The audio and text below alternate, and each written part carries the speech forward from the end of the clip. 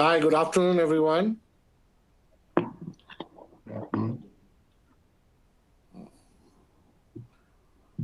Thank you for taking Good time afternoon. today to spend with us in this live session. Um, our topic today is on hepatocellular carcinoma, and I will be briefly giving you the background of the disease, and then I would be privileged in introducing the panelists. We are due to some technical issues. We are only having two of our esteemed experts on this panel today, and after that, we would go to the questions where uh, there will be questions directed to each of the panelists and also to the group so they can help us understand more on this disease state. So let's start. As we know, hepatocellular carcinoma is one of the most prevalent cancers and leading causes of cancer related death globally. In contrast to the declining death rates observed for all other common cancers, such as breast, lung, and prostate cancers, the death rates for cellular carcinoma continue to increase by 2 to 3% per year because hepatocellular carcinoma is frequently diagnosed late and there is no curative therapy for an advanced hepatocellular carcinoma. The early diagnosis of hepatocellular carcinoma is truly a big challenge, and I know our panelists will agree with this. At risk, individuals are advised to undergo periodic hepatocellular carcinoma screening. If identified at an early stage, surgical resection offers a favorable prognosis with a 5-year survival rates of more than 70%. The lack of surveillance and insufficient early diagnostic precision are blamed for the poor prognosis and high mortality of the hepatocellular carcinoma. Over the past years, the early diagnosis of hepatocellular carcinoma has relied on surveillance with ultrasonography and serological assessments of alpha fetoprotein. In this panel discussion, we are going to talk on early and very early diagnosis of hepatocellular carcinoma and the utility of new biomarkers and various models for better assessment of at-risk patients. Ladies and gentlemen, we are here privileged to have two esteemed experts for this panel discussion today. Let me introduce them to you, and I would request each of the panelists to briefly introduce themselves of their expertise to the audience. First, ladies comes first, right? I would like to introduce Dr. Labio, the former president, Hepatology Society of Philippines, and hepatologist of the Makati Medical Center in Manila. And our second panelist is Dr. P.N. Rao, president of Indian National Association for the Study of Liver and chief of hepatology and nutrition in the Asian Institute of Gastroenterology. I now request Dr. Labio to briefly tell us about herself so that we would understand more. And after that, Dr. P.N. Rao. Yeah. Good afternoon, everyone, and thank you, Dr. Jaga, for that introduction. And I'd like to thank the organizers for the invitation for today's Abbott Summit. And it is really indeed a privilege to be joining the panel with Dr. Rao today, this afternoon, to talk about a very relevant topic for this afternoon, which is on liver cancer. I am a hepatologist from the Makati Medical Center, and it is my pleasure to be talking to you this afternoon about liver cancer. So back to you, Dr. Jaga. Thank you, Dr. Labio. Dr. Rao? Yeah, thank you, Jaga, and then all the people. Welcome to this very important session. I'm Dr. P.N. Rao. I'm a hepatologist at the Asian Institute of Gastroenterology in Hyderabad, which is in the central India. And I feel that it is very apt that we are discussing here this topic today, because as already been emphasized, we are pained to see the patients coming late. In fact, majority of our patients in India, even here, they come quite late, when you have to give only the chemotherapy. At that stage, they come. And in that point of view, and this appears to be an extremely relevant, for us, as already been emphasized, that a very early diagnosis it goes without saying. Over to Jaga. Thank you, Dr. Rao. Now, very kind of our panelists to introduce themselves and their expertise, and we know how valuable they are for this particular discussion. If I may, I would like to proceed with the questions to the panelists who are here, and also help us cover the few questions that we have prepared for the other two panelists who couldn't attend our session today. Please give a brief on the tools, tests that you utilize in your institution for early diagnosis and management of hepatocellular carcinoma, and your opinion on the same. Dr. Labio? Yeah, so coming from the Philippines, where we are a country where liver cancer is the fourth most common cause of cancer, and actually is the second leading cause of cancer death in my country.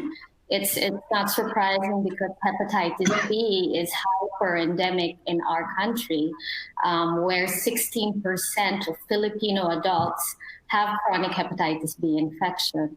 So we actually follow most professional society guidelines for HCC surveillance, which is the combination of ultrasound and AFP every 6 months for patients at risk.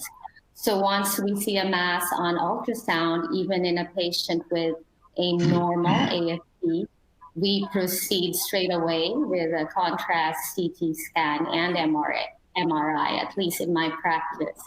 So, but however, in recent years, we have been realizing that both the standard surveillance tests, ultrasound and AFP, are imperfect tests. So we have been realizing these limitations in our daily practice. So I'm sure Dr. Rao will share his experiences with us as well, that we are increasingly realizing the limitations of these tests. So now we are increasingly using other tests, so such as other biomarkers in combination with ultrasound and AFP in certain situations where we think ultrasound, the performance of ultrasound is hampered.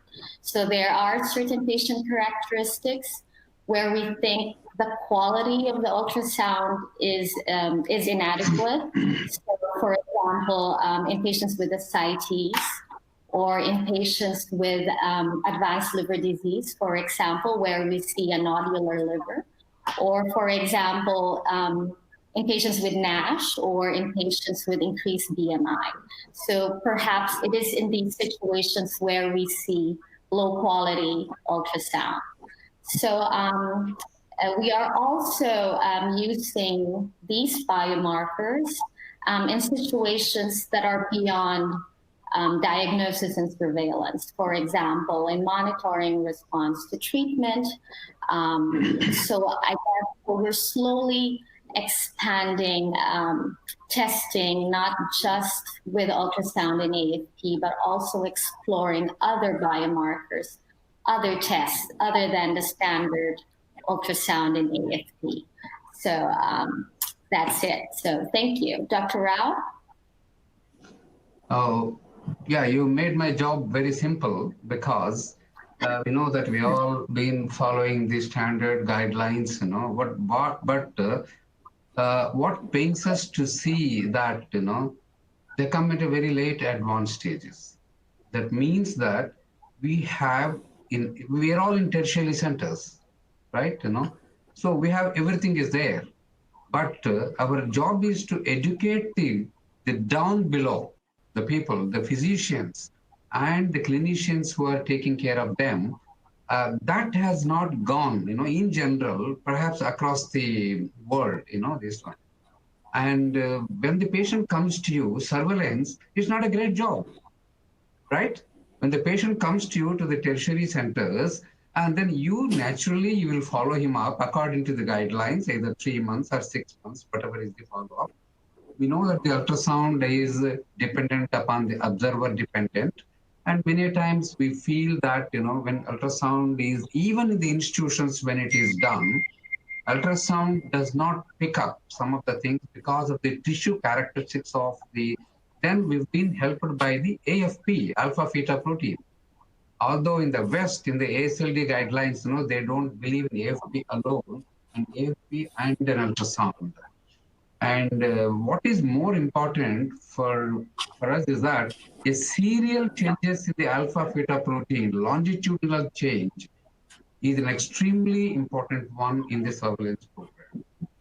Even a minor increases of even 10 milligram increase, 10 ng increase also means something in this. And also here we are stuck with sometimes, an incidentally detected hepatocellular carcinoma. It's not unusual. We had about nearly, we presented sometime in ASLD, and they are very aggressive tumors. They're incidentally detected. Patient goes for an ultrasound and there is a large and infiltrative lesion. Of course, there we cannot do anything, But our main thing is to educate the down below, Of course, we have our own limitations. So far, we've been relying on ultrasound and alpha fetoprotein. We know the limitations of the alpha fetoprotein. Of late, we started doing the PIVCAR2, that is the DCP, right? We've done about 200 patients now. We're in the process of analyzing. But it has certainly, but we have not combined and then seen as now, because as a Galad model says so, that is yet to be done. But certainly in the people, nearly about 20-25% of these patients will be negative for an alpha fetoprotein. In that group, we have been benefited by the DCP. This has been our overall experience here, but otherwise we follow the standard guidelines that you look at the main problem comes the differentiation between the cholangiocarcinoma and alpha and hepatocellular carcinoma, especially when they are small. When they become big, of course, it characterizes itself. When they are small, it's very difficult to diagnose. And that's where we need some more help and early diagnosis. Over to you, Jagat. Thank you. I've got two questions from what I've just understood from both of you all. It's very clear that this particular disease is always seen at the later stages. And to a certain extent, there has been a lack of modalities for early diagnosis. My question here is, how do you think we can overcome this? Is it through awareness program for the patient group or the physicians? Or what more can be done so that the awareness of this particular disease state can be to the people. Dr. Rao? Yeah, I think you have hit on the nail about what I've been thinking. I always felt that sitting in these towers, right, doing the surveillances is also okay. And then even here we have issues. Even the patient who is coming constantly, if he misses one follow-up, right? And sometimes, you feel that, especially in the COVID area, this plane, when the lockdown has happened, the person who was supposed to come has missed about a one, and then we find that there is a small tumor already there. So my thing is that the education has to go to the practicing across basically all the groups, even the medical students are also, the emphasis has not been so much about this, and mainly we have to address the physician groups, right? And the basic post MBBS, post MD, and by taking the local associations and then this one, the message has to go, beyond ours, beyond the centers, where they have been, because the centers see those people who can afford to come to the place. What about the people who cannot afford to come to the tertiary centers? So we have to go through the different societies, the medical association societies of the clinicians and the practitioners, and perhaps even sometimes, with this kind of a platforms nowadays, where you don't require the physical presence. I think we should be able to cut across the various groups with a relative ease and then make our point very clear. Over, Jaga. Thank you, Dr. Rao. Dr. Labia, would you like to add anything on this? I couldn't agree more with Dr. Rao. I think there was this interesting study that showed even among specialists, there was only a 15% adherence to surveillance guidelines. So even if the surveillance guidelines are out there that we should do ultrasound and AF plus or minus AFP every 6 months, I mean, that is pretty disappointing that only 50% of specialists are actually following these surveillance guidelines. So we really need to do a lot of work, even among ourselves. So I'd agree with Dr. Rao there that we need to do a lot of work on awareness at all levels. Yeah. I'm a kind of person who's very interested in having continuous medical education. And during my even my med school days and even practicing as physician, topics were only related around the fast-moving things like antibiotics and so blah blah blah. But we never had serious discussion on anything about hepatocellular carcinoma. Now we need people like you to help us drive to create this awareness. After this session, we should reach out and get together and see how we can create the awareness among not only among the physicians but also among the public, where they need to have a consideration of having regular checkup and follow up and so on. Now, do you all agree with that? That we should proceed in this way and so on? Yes, of course, I mean, can't disagree anymore. But the thing is that we have to, of course, initially concentrate upon the high risk groups. That is, who are hepatitis B and then hepatitis C, especially after the development of a cirrhosis. We have to emphasize to the clinicians who are following up afterwards and also to the public and the patients that simply reducing the levels of a DNA or achieving an SVR in these patients after the development of cirrhosis is not enough. They are under the radar for surveillance for hepatocellular carcinoma. In fact, we should be more careful among them than those people who did not have any cirrhosis. And thirdly, NASH is coming up, as you know, that one, NASH related hepatocellular carcinoma is coming up with a big way. Reason we know that the obesity and the diabetes, the term diabesity is also used for this condition. We know that diabetes and obesity independently have got a high risk of a malignancy, not only in hepatocellular area, in all the rest of the areas. So a person who is a diabetic and an obese person with a fatty liver and with hepatitis B or C, one can imagine that the chances of getting hepatocellular carcinoma are very high. So it is not only that we go for hepatitis B and C, and also we must work with the diabetologist, endocrinologist. Now they're also very much interested in this NAFLD now recently. Over.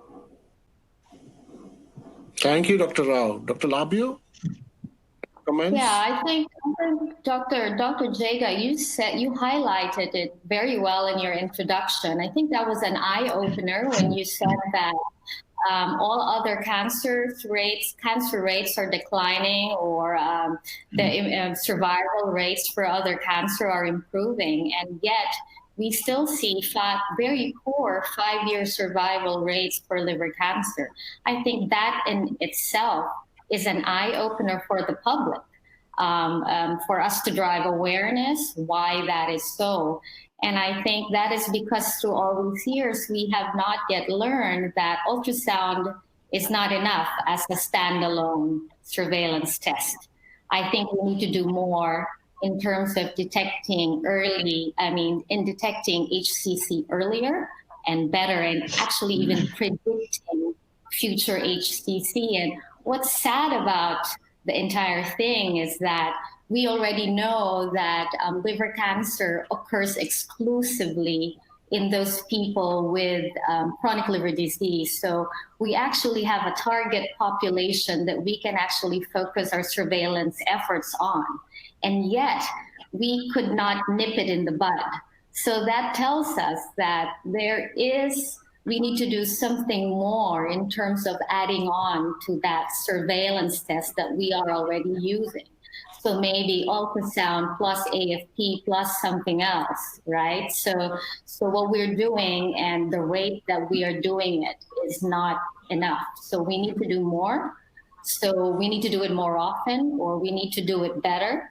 So if that way we can catch it earlier, diagnose it early, apply curative therapies, because even if we have curative therapies available, we can't apply them because we're not detecting it early enough. Like Dr. Rao said, we detect it late.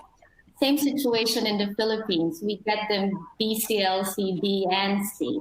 So even if we have the ability to ablate or resect, we can't apply them because of late diagnosis. So I think that is where we should focus our efforts. So webinars like this, focusing on early detection and predicting future HCC even, is really a critical area of unmet need in all of us working in HCC. Thank you. That's very enlightening. Yes, Jaga, can I just say my slogan is today, beyond AFP, ... for early diagnosis of HCC. Beyond AFP, ... Then it will attract the attention. I think you can use this and give me the royalty also. Sorry. Oh, thank you. I agree. I'm joking, right? Okay. Okay, Right. thank Please you. go That's ahead. Go ahead. Go ahead. Okay. I like that. Yeah, exactly. Good motto, good slogan. We'll keep it. And you have helped us to come up with a new slogan for the company. No problem. Beyond AFP. Thank you. Yeah, Dr. Labio, I have a question specifically for you. What are the current challenges in the surveillance and the diagnosis of hepatocellular carcinoma of high-risk patients? How to overcome these challenges, and what is, in your opinion, would be the best method? This is your specific question. Thank you.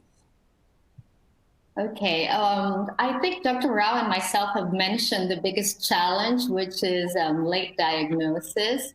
So I think in the ideal setting, if we're able to find a test or a combination of tests that can detect HCC early or can even predict future HCC with a survival benefit, and can do this in a cost-effective manner, and then our problems are solved, I think. But however, unfortunately, at the present time, this test or this combination of tests remains elusive at the present time. So in the meantime, what can we do? So I think we need to address beyond ultrasound and beyond AFP. I think I'd have to agree with Dr. Rao there and explore other biomarkers to improve the quality of ultrasound or add on better imaging, and then other biomarkers. I think that should be the future direction. And then address the issue of awareness and access and the uptake of clinicians. I think the issue of awareness and access to these new tests is not just a problem in the Philippines, but also in many other places where access, awareness, availability, and even uptake of clinicians, because compared to ultrasound and AFP, these are readily available surveillance tests. These are widely accepted by clinicians, and yet 50% of us just do it in actual clinical practice. So I think we need to work on all these to overcome these challenges. Back to you, Jega. Dr. Rao? Thank you, Dr. Labroots. Dr. Rao, would you like to add some? Yes. Our issue is that the main challenge is that the relatively or completely, you must agree, that asymptomatic nature of this problem. They don't have any symptoms. And actually, by the time they develop the symptoms, that weight loss and then lack of appetite, mostly we found that, unexplained weight loss is number one. And of course, appetite, these are two standards for any kind of a malignancy. But the persons who have got asymptomatic are quite large, the symptomatic. And those people, that means anyone who is at a risk. Nowadays, we are doing the fibroscans regularly in our patients. Anybody who has got an advanced fibrosis need not have even a cirrhosis also. Advanced fibrosis and having cirrhosis, especially B and C, as already told, even if they have achieved the desired things, they have to be. In fact, we write in our OP ticket that ultrasound and AFP, especially for the people with the cirrhosis, every 3 to 6 months. Because, see, in those countries where it is by the insurance, and they like in USA, or by the NHS, or in the countries where the state has to bear the expenses, some of our places, the patient himself has to pay. And therefore, we tell them that, you have to do this wherever you are, you have to do these two things every 6 months. Once you have a cirrhosis. Over. Thank you, Dr. Rao. Thank you, Dr. Labroots. I mean, it's clear here that we need to be very, very specific. Like maybe it has to be very regimental, like how now they're doing it for COVID. You travel out of your district, you come back, you get your test done, and you are quarantined for 2 weeks. That's how I think things have to be done for this particular cases, and then it has to be guideline. I mean, under guidelines, and have to be followed strictly. And I think if we achieve that, definitely we will bring down the numbers. We will increase the numbers of early detection and bring down the mortality numbers. I suppose that's the only way we can do it. Dr. Rao, I have a question. Yeah, sure. Sorry, please go ahead. Go ahead, please. No, you are the panelist. Tell me. What I was just wondering, these World Days, they have made a real good impact, especially World Hepatitis Day, right? It's made a good impact. And they're also, of course, emphasizing this particular point. I do not know whether there is a liver cancer day. And is there any? Cancer is, we know, World Cancer Day is there. I think this month itself is this month. But whether there is any hepatocellular cancer day, I mean, I'm just listen is a thought, because we got a days for everything, and the impact of those things in the general public, is really this one. Although this is extremely, you may think that's a narrow area, but it is worth, especially with the NASH and then alcohol, NASH, and then diabetes, they are going up. Over. Sure. That's something. It's a thought, food for thought. Having a specific day for liver cancer. Yeah, that's one way we can also create awareness among the people. Yeah. Now, Dr. Rao, my question to you: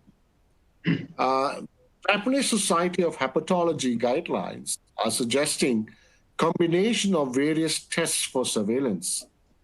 What is your opinion on using PIFCA2 and AFP in combination for the surveillance in high-risk group population as a first line test? We know that the AFP itself is not enough.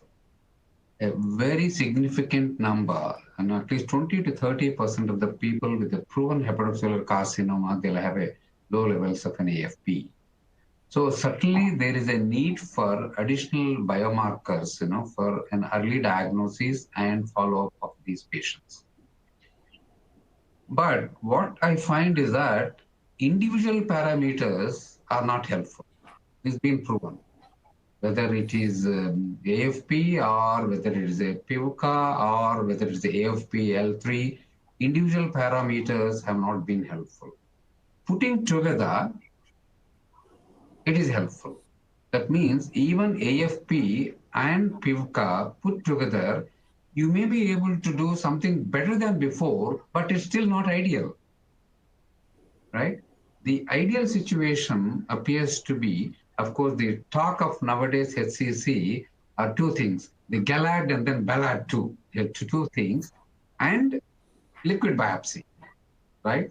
I mean, the day liquid biopsy, of course, that is for the universal use, not only for hepatocellular carcinoma, for any cancers, but it is still far away, to go. Meanwhile, when we are here, I think, the more we have to emphasize upon the GALAD, as you know, that it's been validated across the world, I mean, maybe even uh, the other three countries, Germany, Japan, and then UK, where it has started. And that is still not very popular, even in the guidelines. Even in the guidelines, do not mention about this one. And I think simply PIVCA and then the DCP or PIVCA and then adding AFP alone may not be enough. Although at the same time, we're defeating the purpose of a surveillance by increasing the cost, right? The surveillance one should not be very expensive. It should be very widely available, any biomarker. This one. But we have our own limitations for this one. We can't do away with without these things. We don't have any other biomarker. Umpty number of biomarkers have been done. At every level, molecular level, biochemical level, proteomics, everything has been done. But these three have stood the. Perhaps they are going to stand the test of the time. I'm sure that Thank adding you, Doctor. yeah. Thank you, Dr. Rao. Dr. Labi, I suppose you'll agree with Dr. Rao. And I've got a couple of questions more to ask you all, and due to interest in time, let me ask you questions where you answer yes or no. Okay, very simple. Right. Dr. Labio, PIFCA2 is a better option over AFP for the recurrence monitoring after surgical resection. Is it yes or no? No, combination is better than individual. Thank you. Dr. Rao, ultrasound is not sensitive for early detection. It can be replaced by CT scan. Yes or no? Yes. So CT, triphasic CT. We have to Thank you. emphasize that many people are doing the conventional CT. We have to emphasize that it's a dynamic CT. Yes. Okay. Dr. This is Labio. when. Oh, sorry. Go ahead. Sorry. Yeah, carry on, Dr. Rao. Carry on, Dr. Rao. No. Tell me. Go ahead. Go ahead. Nothing. Dr. Labio, do you think detection at early stage of hepatocellular carcinoma is easy and effective with blood-based biomarkers? Yes or no? No, it has to be in combination with ultrasound. Thank you. Dr. Rao, the final question to you. Combination of biomarkers, that is AFP and PIVCA2, is more sensitive than ultrasound as a screening tool. Yes or no? Absolutely. Oh,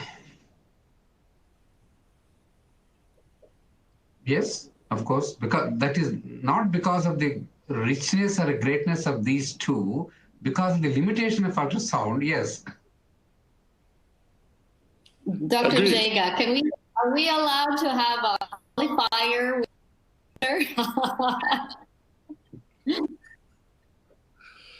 Sure, why not?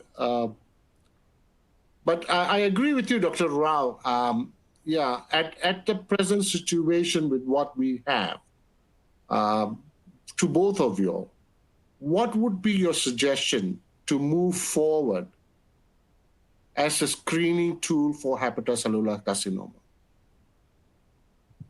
with what we have right now? But we are not looking at the best because we don't have it. But what we have right now, we have ultrasound, we have MRI, we have the biomarkers such as AFP. What would you think would be cost effective for as a screening tool for all our high-risk patients? Both of you. I'll give it to Dr. Labio first. Okay, I think the data so far has shown us that combining the tests performs better than the individual tests. I think Dr. Rao has already mentioned that.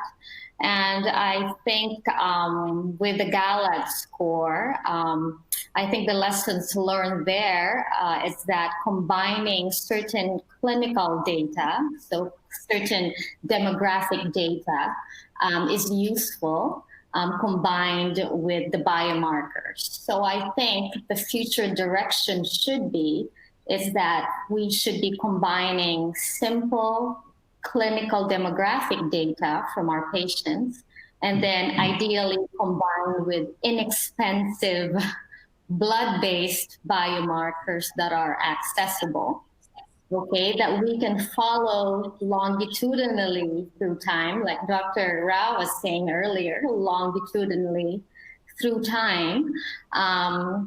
And then, of course, in the era of precision medicine, ideally, this should be tailored for each individual patient. I think we should be able to match this for each patient and then predict future HCC. And I think not just detect early HCC. I think we should also be able to predict future HCC since we already know the high-risk individual. And of course, hopefully all these efforts should translate not just in improving survival. I think it should also translate into not just cost effectiveness and improving survival, but also good quality survival. I mean, that would be a perfect world. I think, but that it's all aspirational, and I think that's what we should aim for in the future. I think Dr. Jaga, you asked future direction, so I think that is my aspirational and visionary goal. Back to you, Dr. Rao and Dr. Jaga. Thank you, Dr. Labio. Yes, Dr. Rao. Yeah, I think as of now, what we are having is so far is only ultrasound and AFP across the many places. And we clearly know that itself is not enough, right?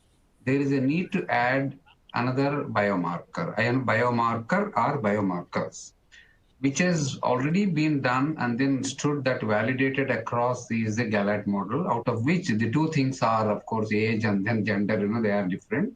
The three things like a lad, and then they are there. And if the ultrasound and AFP and PIVCA2 also have been shown to be better than either of AFP and then only single marker. Although we can have the third one, I do not know the logistics of doing it across as a surveillance test for the Gallad model. In the Ballard model, as you know, that it's only bilirubin and then albumin performance status of the liver has been there. Ballard 2 especially. Ballard 2 is a continuous model rather than a static model, right? I think in the future, the proteomics and then all those things are still theoretical and they are not applicable. Liquid biopsy is yet far away to go as a test. At this time, we have to heavily bank upon our biochemical parameters like these three. If you have AS, ultrasound and AFP, number one, ultrasound, AFP, and PIVCA or DCP, number two, ultrasound, AFP, PIVCA, and DCP, and L3 is 3. And based on this one, since the other two are only this one, you can calculate this course as a Gallad or a Ballard course. Good. Thank you, Dr. Rao. I've got one last question before we close off because due to time constraint. To both of you all, Dr. Labio and Dr. Rao, what is the utility of the ASAP model, which includes AFP, PIVCA2, age, and sex, in overall diagnosis of hepatocellular carcinoma, and its benefit over the existing approach for diagnosing hepatocellular carcinoma? Dr. Labio. Okay, I think the ASAP model is a risk calculator that was really used to assess the risk of developing HCC among patients with predominantly HPV, HCC. And since this model was validated in a patient population with HPV, so it's relevant in places where HPV is endemic and where AFP-L3 is not widely available in most labs. So, so it's useful in places like Asia Pacific or the Philippines as well. But like the Galad, we need to build the evidence base for its use, number one. Number two, we need to explore how we can use the ASAP model in combination with ultrasound and in combination with transient elastography, for example. Perhaps that can improve early detection rates and improve the diagnostic performance for not just early diagnosis, but also future prediction of HCC. Thank you, Dr. Labio. Dr. Rao, your comments? The difference between ASAP and the Galad is only absence of L3 in ASAP model, isn't it? And that's what I said earlier. Only thing is that what I said instead of age and sex, which are there in front of you, I added ultrasound, right? Ultrasound, AFP, and DCP I have added, and the ASP model is a calculation beyond that one. Ultrasound anyhow will be doing it, and then certainly I do not know. I must ask you. I'm not very familiar. Why is it difficult to do L3, AFP, L3? Why ASAP model has come? Why someone has to remove L3 when Galad is also been proposed? Is it difficult to do? I'm not quite aware of the technicalities of doing the AFP L3. In the absence of that, of course, is the best. As you can say that the ASAP model we have to follow in the absence. Yes, the simpler the better. Simpler the better, right? But I think the ASAP model needs to be validated in the non-hepatitis B population as well. Especially Yep. now we see a lot of NASH HCC.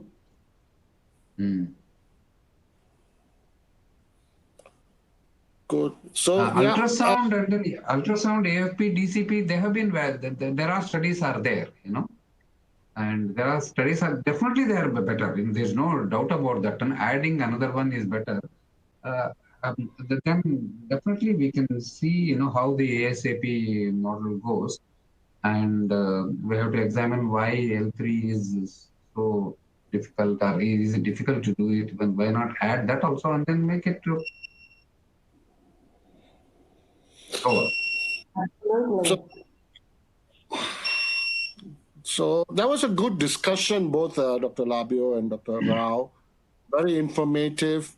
We are here. We are more knowledgeable now. What more need to be done? As a company now, we realize that what more we need to do from our side, and what we need to share with our colleagues in the medical fraternity, and also to the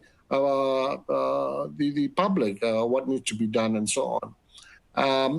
I would like to take this opportunity to thank both of you all to share your valuable time during this difficult times, sharing your thoughts, your expert opinions, and feedback, and hope that it will be useful to some of us who are following up on this virtual session. And there is more now.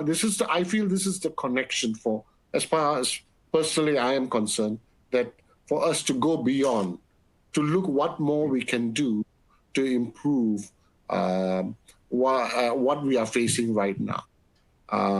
Thank you so much, both of you all. It was great meeting you all.